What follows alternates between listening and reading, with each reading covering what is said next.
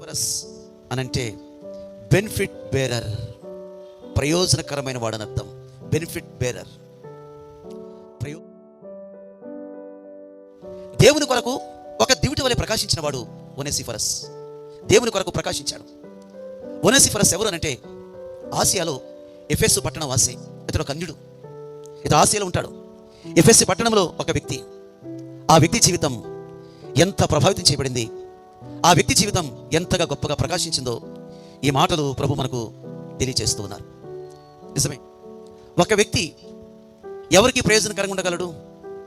మనం ఆలోచిస్తే కొంతమంది తమ కొరకే ప్రయోజనకరంగా ఉంటారు, ఏమీ ప్రయోజనం లేదు.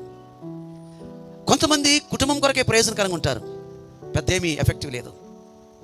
కానీ ఒనేసిఫరస్ తన వ్యక్తిగత జీవితానికి ప్రయోజనకరమైన వాడు, తన కుటుంబ జీవితానికి ఆయన ప్రయోజనకరమైన వాడు, దేవుని సంఘానికి ప్రయోజనకరమైన వాడు, దైవజనుడికి ప్రయోజనకరమైన వాడు, సిస్టర్స్ బ్రదర్స్ ఉన్నారు సంఘంలో, వారందరికీ ప్రయోజనకరమైన వాడు.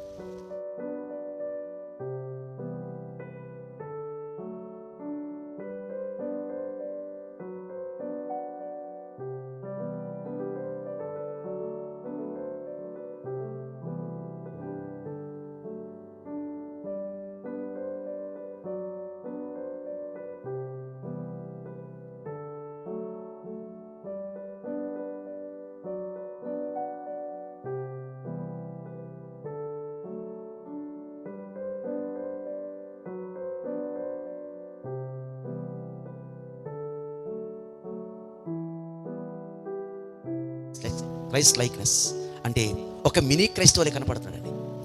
ఒనేసిఫరస్ చూసినప్పుడు ఒక క్రీస్తు వలె కనపడుతున్నాడు.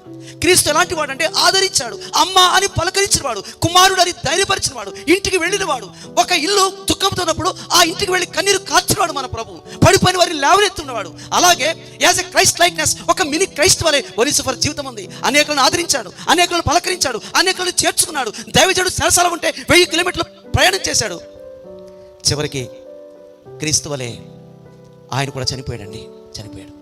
ఈ పత్రిక రాసేసరికి ఒనేసిఫరస్ చనిపోయాడు. ఈ పత్రిక రాసేసరికి ఒనేసిఫరస్ లేడు, అతనికి హతసాక్షి అయిపోయాడు.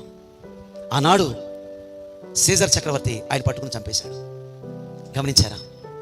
ఆయన జీవితం హిస్ క్రైస్ట్ లైక్నెస్. సేమ్ ఆయన చూస్తే క్రీస్తే మనకు కనపడతాడు. క్రీస్తు ఎంత ప్రయోజనకరమైన వాడు, ఎంత ప్రేమించాడు, అమ్మాని పలకరించాడు, ఆదరించాడు, హక్కుని చేర్చుకున్నాడు, నీకు శిక్ష విధింపలేదని అన్నాడు, ఆకలి కొట్టే కడుపును చూశాడు. సేమ్ అదే క్రైస్తు యొక్క మైండే, క్రైస్తు యొక్క మనసే ఒనేసిఫరస్లో వచ్చింది. ఈ రోజున నీవు నేను